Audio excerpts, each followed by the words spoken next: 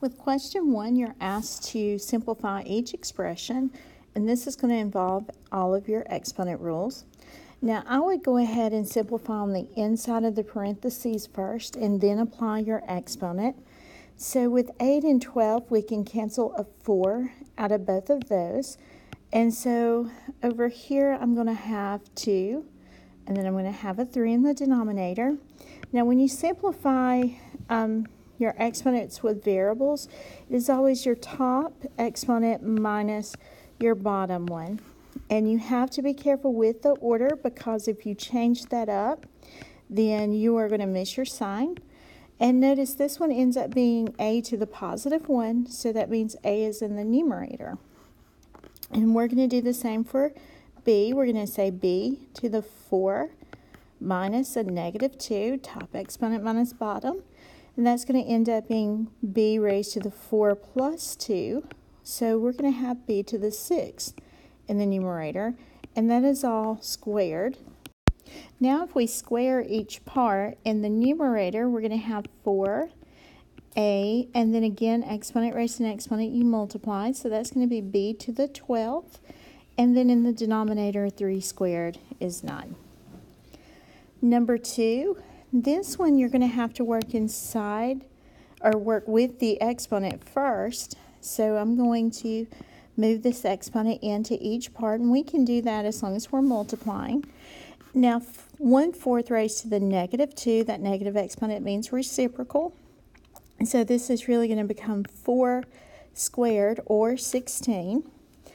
This is going to be x to the negative 6 and y to the positive 4. That's going to be times, over here we've got to the negative 3, so that's going to mean reciprocal. This negative is going to stay in the problem, so I'm going to have 1 over negative 4 to the 3rd, and then I have x to the positive 3, y to the negative 3. Now we can multiply and put all this stuff together. We have 4 squared, 4 to the positive 3 in the denominator.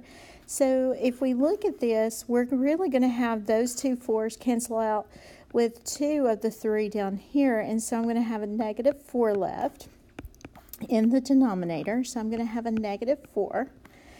And now we have x to the negative 6 times x to the 3rd. So we're going to add our exponents here.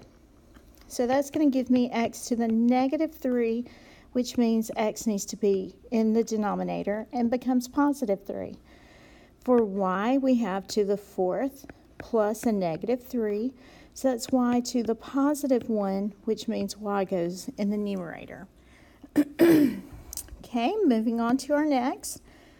This problem is just combining your like terms. So here, if there's nothing in front of the parentheses, you just pretend the parentheses did not exist. You drop those. And then if there's a minus in front, that's where you have to distribute your negative through to each part.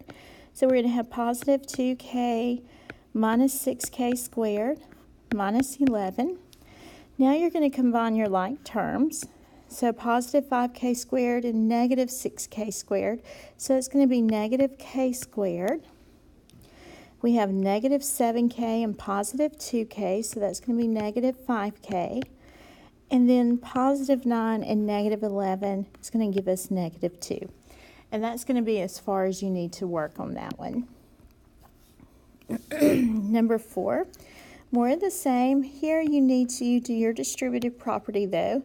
So we need to multiply this through to each part. So we're going to have negative 15 s to the 9th, t to the 4th, and then plus, and then we're going to have 35, s to the 5th, and then t to the 3rd.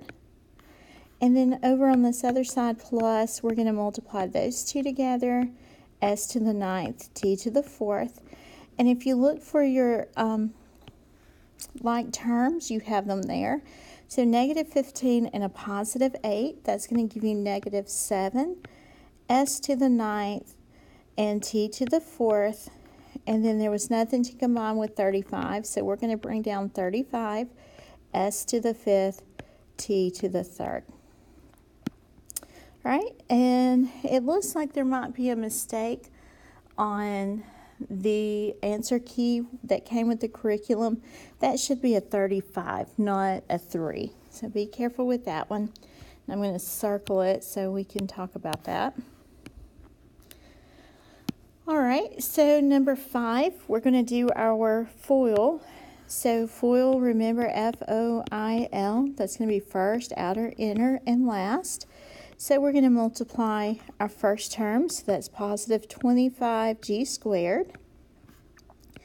Our outer terms, a negative times a negative is positive, 55g. On the inside here, the inner, it's going to be negative 55g. And then our last term is going to be a negative 121. And so it looks like we're going to have 25g squared. Our middle terms would cancel each other out, minus 121. All right, moving on to number 6. This is going to have to be FOILed out 3 different times. So you do need to start and just go ahead and FOIL out 2 of them. And then we'll bring down the third one. So if we go ahead and multiply those out, we're going to have 4r squared minus 10r, on the inside minus 10r, and then plus 25. So we're going to have one more 2r minus 5s. And I'm going to bring this down, and I'm going to go ahead and combine those middle terms. So we do have some simplifying here. All right, and now let's multiply this out, and it's really no different. We're going to take 2r and multiply it through to each part. So that's going to give me 8r cubed minus 40r squared plus 50r. And then we're going to come back and multiply here by negative 5. So that's going to be negative 20r squared plus 100r and then minus 125. And combining our like terms, nothing's going to go with 8r cubed. And it looks like we're going to have a minus 60r squared and a positive 150r. And then finally minus 125. Our next section we need to factor, and we need to remember that our very first step every time is to take out the greatest common factor. And so looking at 12, 26, and 10, I know I have a 2, and W is in every term, so choose the one with the smaller exponent.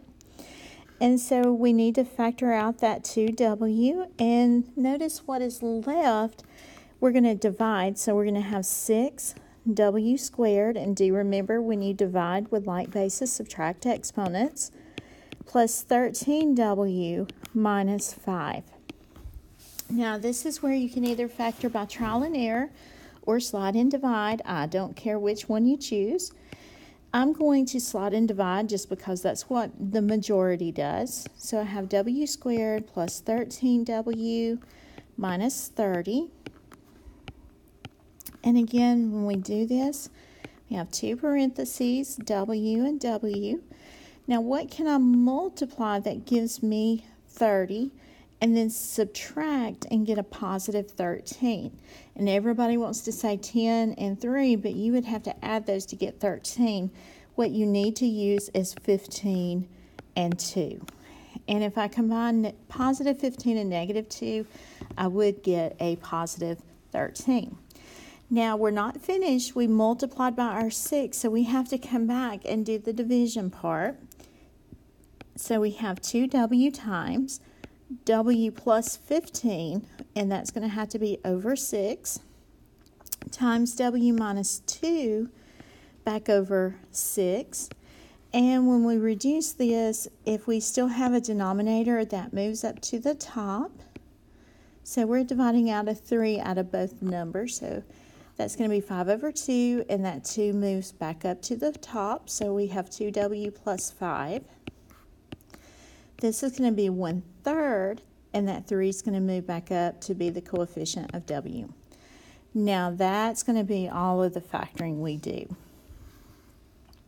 Again, number 8, you do need to look to see, do you have a GCF? And we don't, and so we had a couple of different formulas that we could use. Since we have even exponents, this is going to be the difference of squares. And so you need to look at this and see, well, what squared gave me 64c squared? And that's going to be 8c squared. And over on this side, it's going to be 11d cubed. And if you're not sure where the 2 and the 3 on the inside of the parentheses comes from, if you'll take this original exponent and divide it by 2, that'll tell you what goes inside. Now we're ready to factor this. So 8c squared minus 11d cubed. That's the first parentheses, and it should be right there in front of you. And then the other one's going to be the same numbers, but your sign's going to be different. All right, and that's all you can do for that one. Moving on to the next one. This one, you definitely have a GCF here, and it looks like it might even be 27 is your GCF. So you're going to have r cubed plus, looks like that's going to be 8. All right, now we need our sum of cubes formula. That's over on a note-taking guide. And what you had to do was figure out what was being cubed, plus or minus what else is being cubed. And now you're ready to write your factored form. We do bring over our 27, and we're going to have our first parentheses is right here in front of us. And then times, we will square. We need to flip our sign and multiply. And then finally, we square again. And there's going to be your factored form. All right, number 10. Again, more of the same. You do need to look for a GCF. And it looks like we can take out at least a 2. So if I divide out a 2 and an m, so let's take out a 2m. We're going to have 16 minus 81m to the 4th. And now this looks like something squared minus something else squared. And now we're ready to go through and factor. This is going to be our difference of squares. So we're going to say 4 minus 9m squared times 4 plus 9m squared. And unlike the others where we would be finished, this again is something squared minus something else squared. So we need to factor that. And what's being squared here is 2 minus 3m times 2 plus 3m, and then we have 4 plus 9m squared. All right, moving on. Number 11, again, is just a traditional factoring. Even though that has a 4 there and a 2, it's still not that bad to factor. If you're not sure what exponent x should have, always look to the middle term. It's going to tell you. Now you've got to figure out what in the world can I multiply that gives me 112, and I can still subtract and get a 9. And let's see, if we go through the factors of 112, we have 2 and 50, let's see, 56. That's definitely not going to work. The next one I would think would be 4 times 28. Well, we're getting closer. Let's see, I can break 28 apart and be 4 times 7. So let's say, there it is, 16 and 7. All right, so it looks like we're going to need a positive 16 and a negative 7. All right, and even though that's got an even exponent, 7 is not something squared. And the sum of 2 squares, that is always prime. Don't try to factor that. That's prime. All right, and then number 12 is going to be factor by grouping. So if we group these, always try grouping the first 2 and then the last 2 to see if that will help. So if I group 8v cubed plus 20v squared, always a plus sign, put the next sign inside the parentheses with the term. Now let's factor out, it looks like from the first one we can take out 4v squared. So I have 2v plus 5v. Okay, plus, and I'm going to take out a negative. Looks like a -9 should work. And if I take that out, I have 2v plus 5, and we know we factored this correctly because you've got the same thing inside the parentheses. And that's going to in turn be what I divide out next, 2v plus 5. And then if we cancel those out, notice we have a 4v squared plus a -9 or -9. Now this is something squared minus something else, so we are still going to factor that. So I'm going to bring over the first term, and you ask yourself what squared minus what squared. So 2v minus 3 times 2v plus 3. All right, so for our next example, we are simplifying these expressions.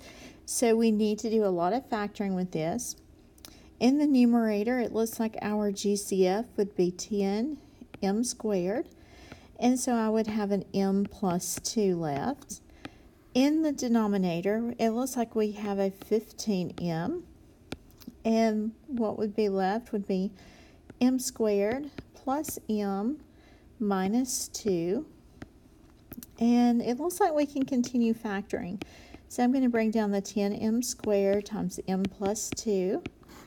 In the denominator, 15m times, and this is going to be m plus 2 times m minus 1. And now we can do some canceling with this. So if we cancel 10 and 15, I know I have a 2, and I would have a 3 left with m and m squared, so I do have the m left, and my m plus 2's would cancel. So our final answer, we have our fraction line. In the numerator, it looks like we had a 2m left, and in the denominator, 3 times m minus 1. And that's going to be as far as you need to go with that one. All right, number 14.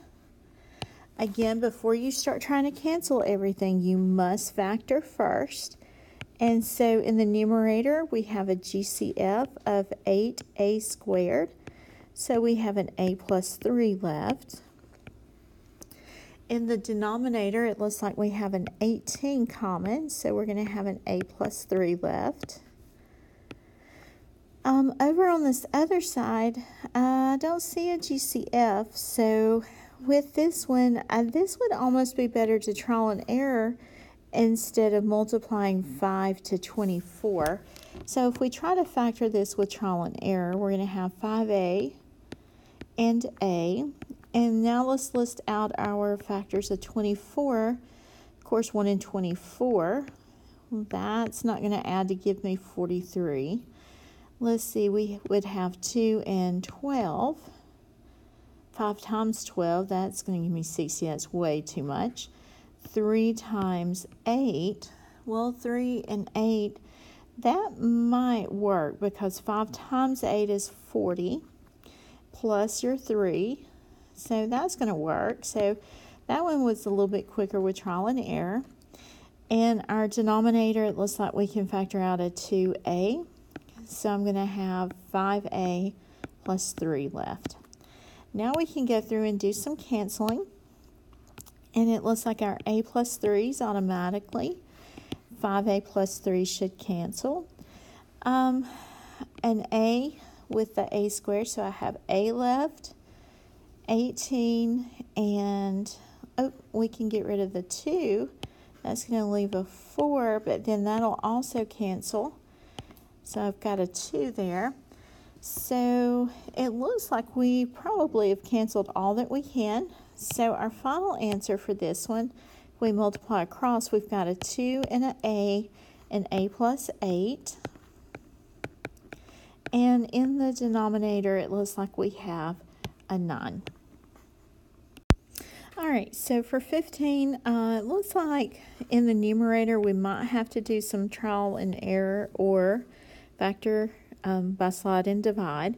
And I think most people would do slide and divide, so I'm going to go ahead and do that over here to the side. And that did make that a little bit easier. We see pretty quickly that it should be -1 and -35.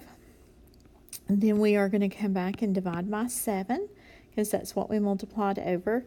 So our first factored part, that's going to give me 5. So I have k minus 5 times, and this won't reduce anymore, and we throw our 7 up to the top. So we have 7k minus 1. In our denominator, we can factor out a 3, and that's going to leave us k squared minus 4k minus 5. So we see pretty quickly here we've got k minus 5 times k plus 1 times, we can factor out a 6 here, so we have 6 times, and that's going to be 7k plus 1. And in the denominator, this is going to be something squared minus something else squared, so 1 minus 7k times 1 plus 7k. All right, now we're ready to do some canceling. So our k minus 5s will cancel. It looks like 7k minus 1 and 1 minus 7k. Remember, those are opposites, so they'll cancel. And then these two will also cancel. And 3 cancels into 6, leaving 2. So now it looks like we're ready for our answer. In the numerator, we had a -2 left. In the denominator, we have k plus 1. Okay, our next set, we are adding fractions. And when we add those fractions, we have to get a least common denominator. So make sure you find that. And the quickest way to do that is to go ahead and factor any denominators that you have. And so when we build our new fraction, we have to make sure every piece of the denominators are represented. And so p minus 1 times p plus 1 is from the first denominator.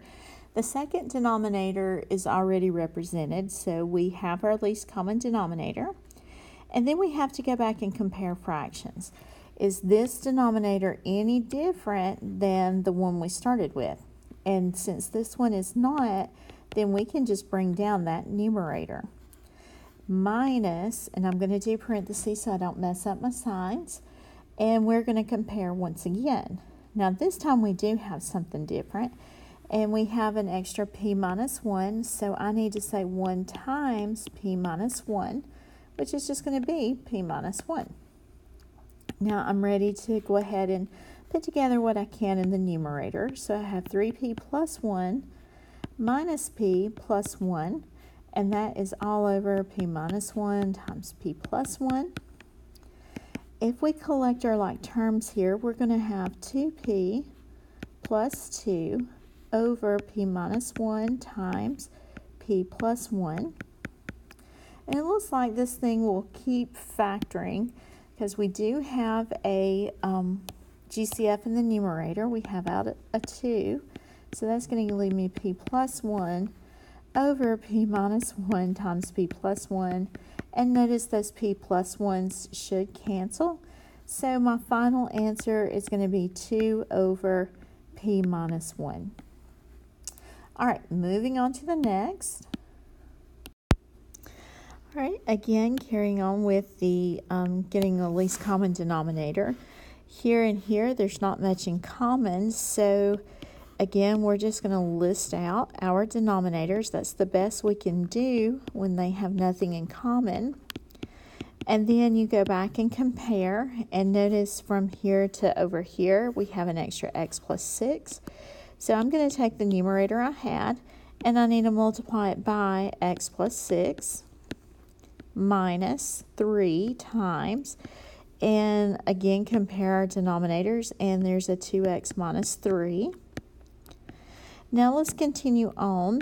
So we're going to have 3x squared plus 18x minus 6x plus 9 all over, again, our denominator. Okay, and now let's continue. We're going to collect our like terms right here. So I have 3x squared plus 12x plus 9 over 2x minus 3 times x plus 6.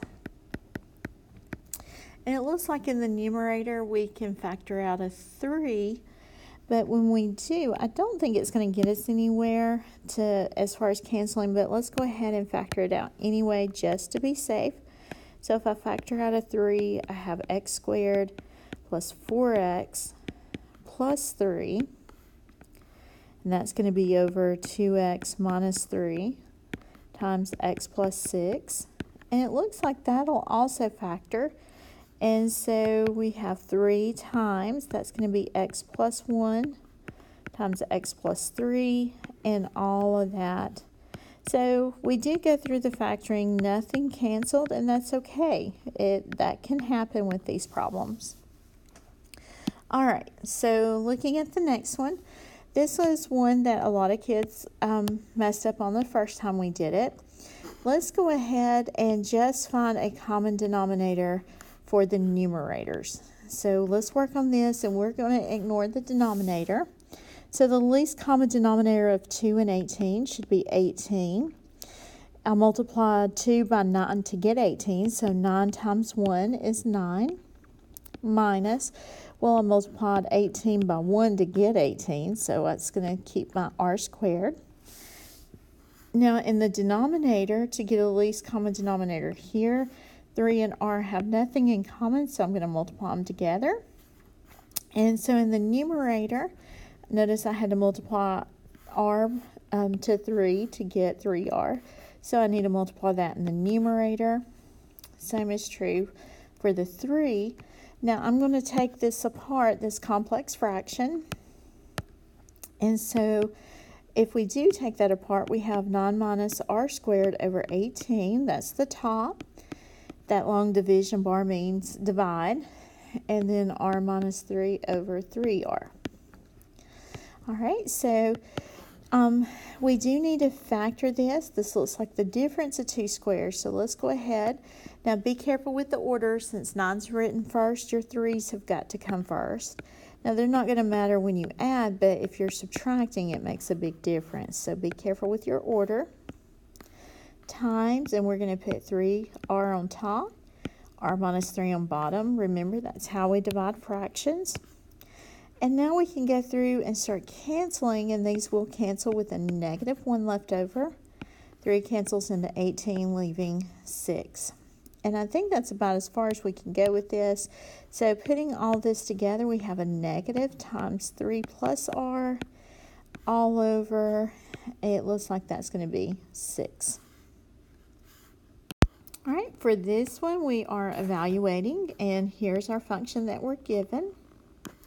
So here for f at 9, that means that we're going to substitute 9 into our function. So 9 minus 2 in the top over 2 times 9 plus 3.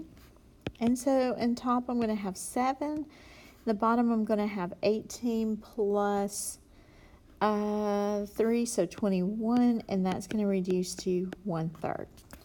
All right, so moving on to the next one. Now be careful. Again, same idea. We are substituting in. It's just we're plugging in x minus 1. So f at x minus 1.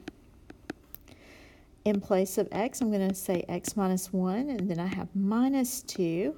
In the bottom, 2 times x minus 1 plus 3.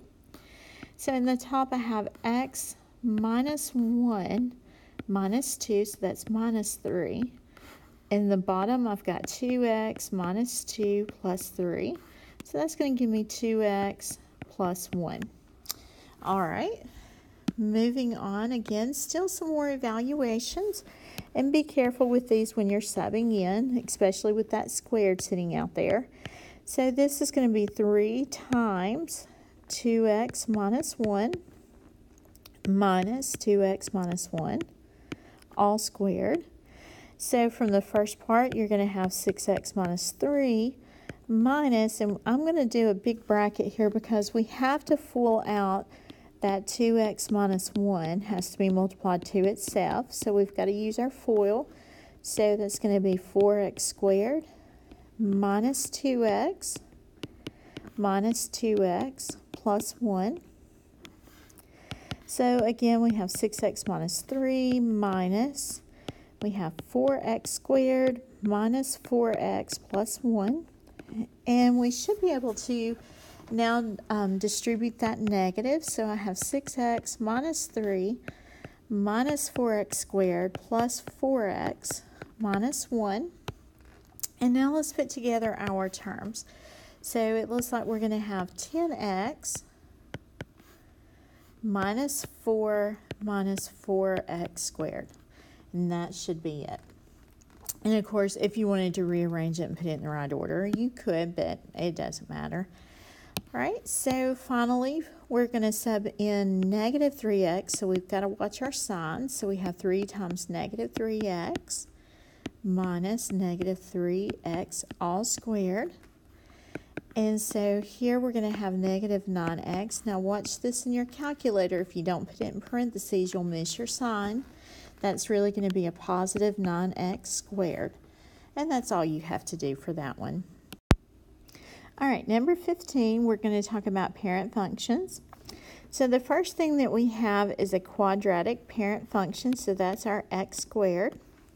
Is reflected in the y-axis. So that tells me I'm going to have to put that negative on the inside with x. Vertically compressed, so vertically means outside, compressed means less than 1, by a factor of 1/2. So I'm going to stick a 1/2 out here. So write an equation to represent the new function. So let's make this an equation. All right, so hopefully we got that one. And you will have your sheet. I have those copied for y'all. All right, so we have to look for the new function. We have a cube root parent function. So we have the cube root.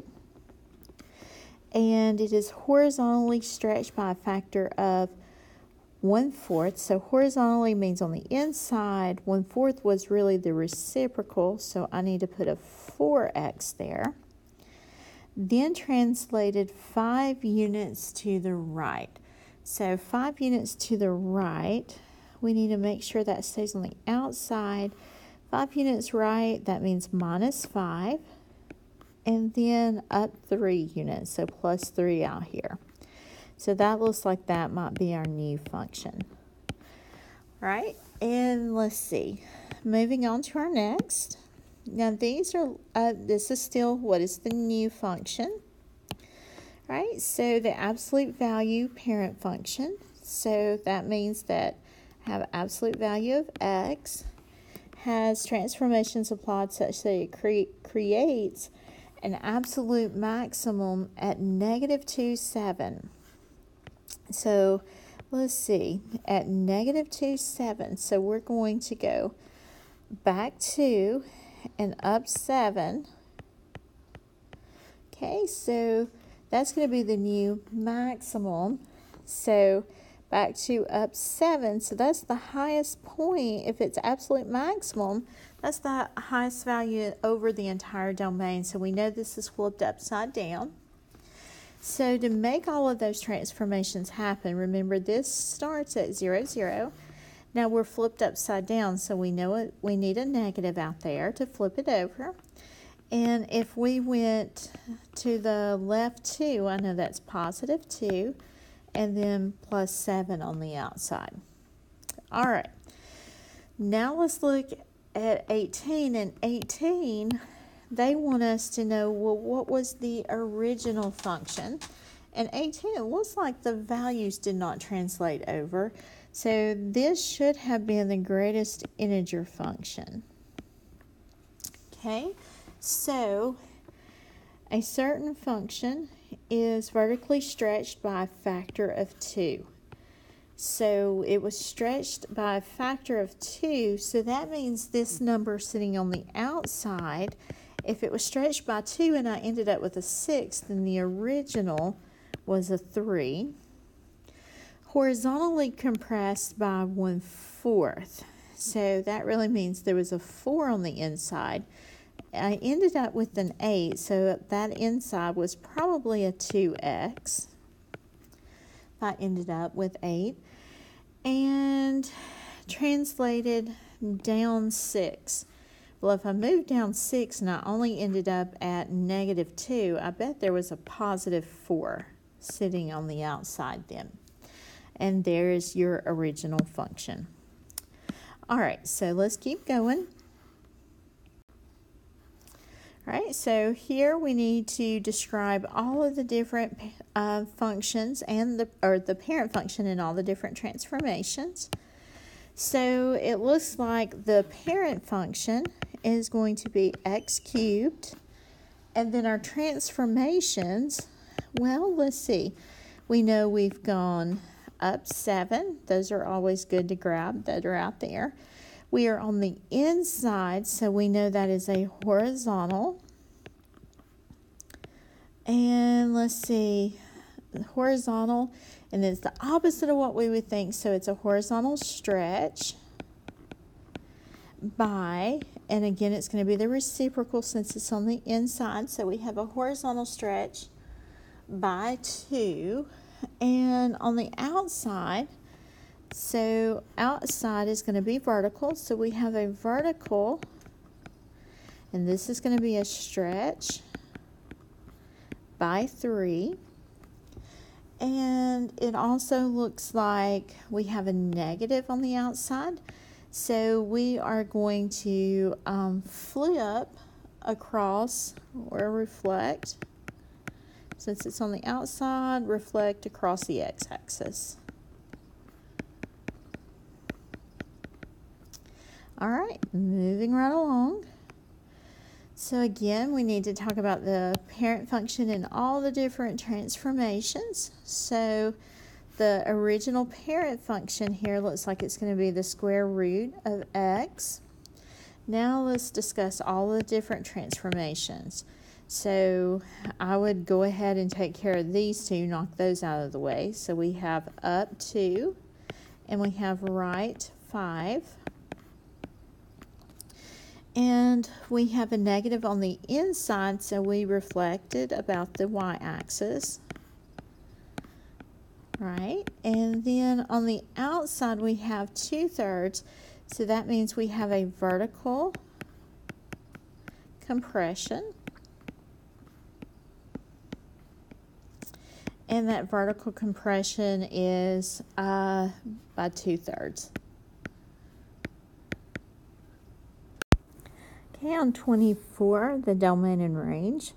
So of this over to our left, we definitely don't have a continuous function, that's for sure.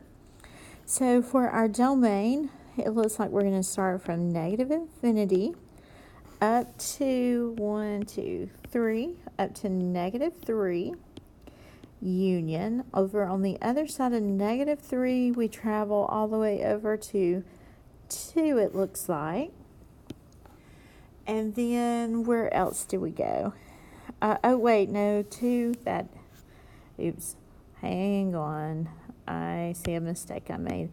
That domain is continuous. The function is not continuous there, but the domain is. Because there's a hole right there filled up. So here's going to be the next break in the graph as far as domain. So that's going to be over at 1, 2, 3, 4, 5. So we're going to go from -3 over to -3 to 5, and then 5 to infinity. There we go. Okay, our range, if we look for all of the y's, it looks like all of the y values are there. So this one's going to be all real numbers. And now we have to describe the types of discontinuity. So back here at our -3, so at x equals -3, we have a jump. No, we don't have a jump. That's a removable. It's because it's the open circles. So removable. That one can be tricky for sure. Over at x equals 1, 2, now that is a jump. And then at x equals 5, that's going to be an infinite. All right, so moving on, the same for 25. If we look for all of our x values, it looks like where we might have a piece missing, we have a solid circle. So looks like this one, yeah, it's going to be all real numbers. All of them are there. And as far as the range, this is going to be the highest that we get with the range. So 1, 2, 3, 4, 5, 6. So we're going to be negative infinity up to 6. Now for our discontinuities, it looks like back at negative 2, we have a jump.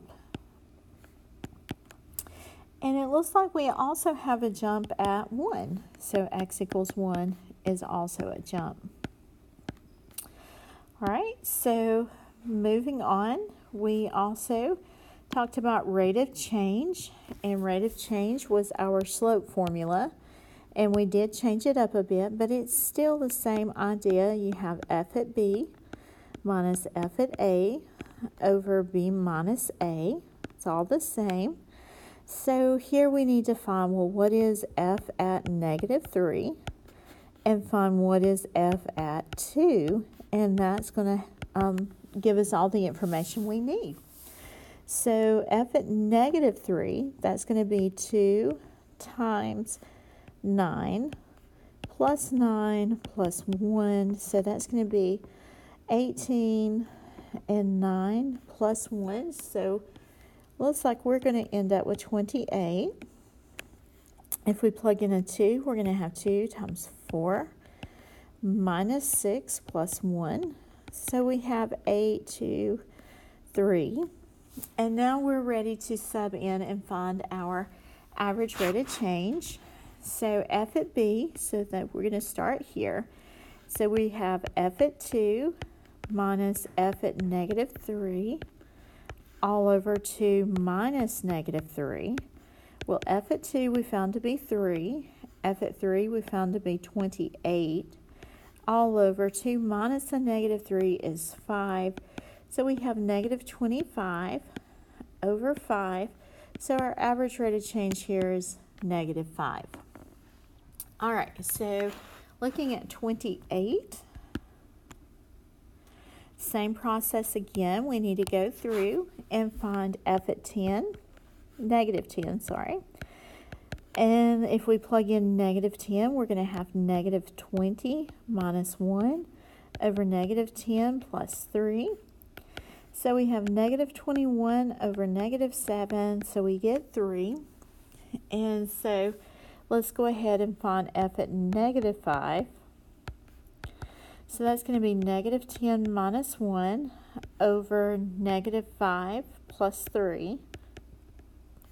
So we have negative 11 over negative 2, which is a positive 11 halves. So notice you can possibly get a fraction. It's okay. And so let's go ahead and do our f at b. So we're going to say f at negative 5 minus f at negative 10. And all of that is over negative 5 minus a negative 10. So f at negative 5, we have 11 halves minus 3 all over, that's going to be plus a positive, so all over 5. And so when we subtract these, 11 halves, so 6, let's see, 6 over 2, that's the same thing as 3. So now we have our common denominator, so we're going to have 5 halves over 5, and that should translate to be 5 halves divided by 5 times 1/5, so it looks like you're going to end up with a half here. Okay, so for our next problem, it is an application problem of average rate of change. So we have a football being kicked, and so hopefully it goes kind of a parabolic region, and we want to know what's the average rate of change from the maximum height to the time that it hits the ground.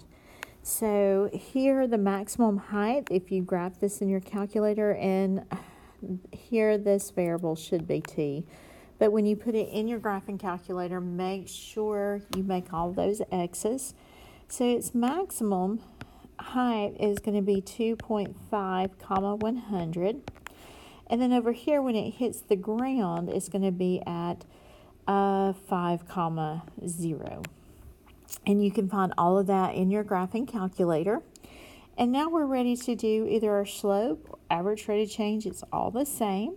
Since you have 2 points, it might be easier to think about this as going through doing your slope formula. And so we can say 0 minus 100 over, there's your changing y's, over your changing x's, 5 minus 2.5. So I have negative 100 over 2.5, and so that's going to reduce down to be negative 40, and that's going to be feet per second. So that's going to be the average rate of change there.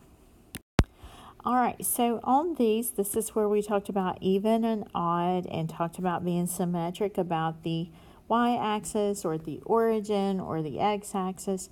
So here, looking at this, if you can look at it and tell what it might be, then use that only that test. So that's going to be tricky for 30 because it looks like it might be symmetric about everything. So let's go through those tests.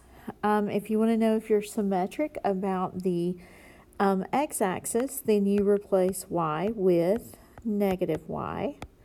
And you compare it back to the original, and notice we do get back the value we started. So that's going to be our x-axis. Now let's look for the y-axis. That means we replace x with negative x. And again, notice because these terms are squared, that's what's making this symmetric. So that one's also symmetric. And then about the origin, you replace both. And so negative x all squared minus y all squared, negative y all squared. And again, just like earlier, we do get back our original. So all three of those, we are symmetric about the x, y, and origin. All right, so moving on to our next one. This one, looking at it, looks like we might be symmetric about the y-axis. So let's try that test and see. If we're symmetric about the y-axis, we do change our x to be negative x. And so we have y equals the absolute value of negative 2x. Absolute value of negative 2x is positive 2x, and so that would be the same 2x that we would get up here. So this one's going to be symmetrical about the y-axis. All right, so again, getting closer to being done with this. We have to tell if we're even, odd, or neither. And so we have to prove our answers. So again, we always started out with subbing in a negative x. So let's see what we get here. If we sub in negative x, I don't think we're going to get back the original. This last term here is making that kind of hard to do. So we have a negative x times a negative 3, so that's going to be positive 3x cubed minus 5x. Well, that definitely does not match here, so we know we are not even. Now we need to check for odd, which means we take the original function and we multiply it by a negative. So I'm going to say negative times the original function. And so that's going to give me a positive 3x cubed minus 5x. Now you do not compare this to the original. You compare this one to the one you just found a minute ago. Those two do match, so this one is odd. All right. And looks like the last one here. Same thing. We're going to run through this and see. Again, first thing, we have to substitute in a negative x. So we have 5 times negative x all squared plus 2 times negative x minus 1. So that's going to give me 5x squared minus 2x minus 1. That does not match what we had originally, so we know we're not even. All right, so now we're going to say negative f times negative times the original. So that's going to give me negative times 5x squared plus 2x minus 1. So we're going to have negative 5x squared minus 2x plus 1. And again, don't compare to the original. This one compares to the previous one. And again, that does not equal each other, so it is not odd. So this one would fall into the neither.